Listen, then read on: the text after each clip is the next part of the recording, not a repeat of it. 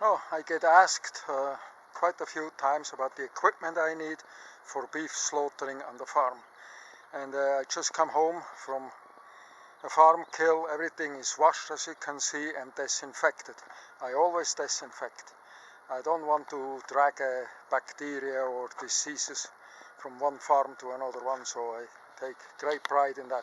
So, since you asked, I'm going to explain shortly what I all have, and that's just for beef. I have more for pork. So this here is the skinning cradle.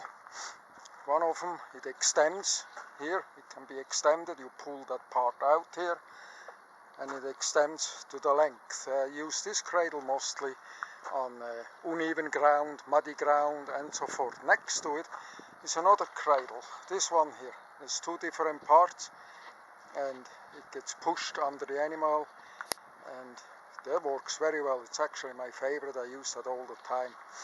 And then here we have a choke chain. That's to hoist the animal when it's shot and bled up in the air with a tractor. I don't have a kill truck, not yet, maybe next year. So I need a tractor, and the farmer supplies that. And with that chain, just a choke chain like that, you open up a thing here, like so, goes around the foot, like so, and then when the tractor lifts up, it pulls it tight. There is no way the animal can come loose.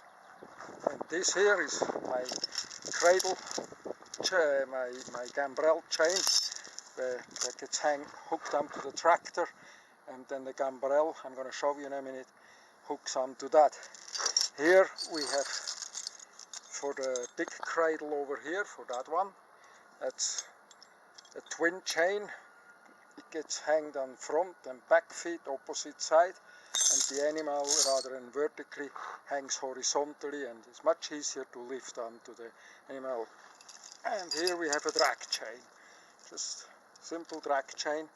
I use that for hogs, but also for smaller beef, if it has to be guided onto the cradle.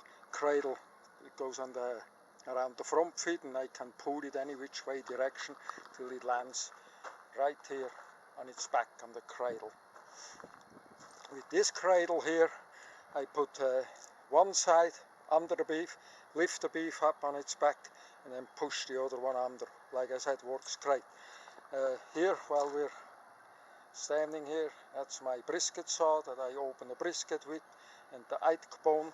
Of course, a set of knives. I only use two knives, or most of the time, and they happen to be Victory knives, from New Zealand. Best knife I ever worked with. This is my all-around cutting knife to cut legs off and so forth. And this is my skinning knife, also Victory. All my knives are Victory now. So, and then to stick the animal, to bleed, I have another knife that I already put away. So over here, that's my gambrel here. That looks like this. If I can't zoom in and out on this camera, so I have to walk back and forth. So that's the cradle. The chain hooks up on the top there, and the tractor pulls it up in the air, and the beef hangs down here. This reciprocating saw I used to split beef with. It has a 12-inch blade on it and works really well. But eventually I'm going to replace it with a well saw. But that's going to be for another year, because I don't take out bank loans.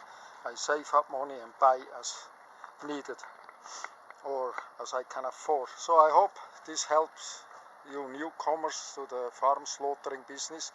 That's just basic equipment for beef. And then I have skinning cradles for hogs and for lamb, and all, of course, each one has its different gambrel.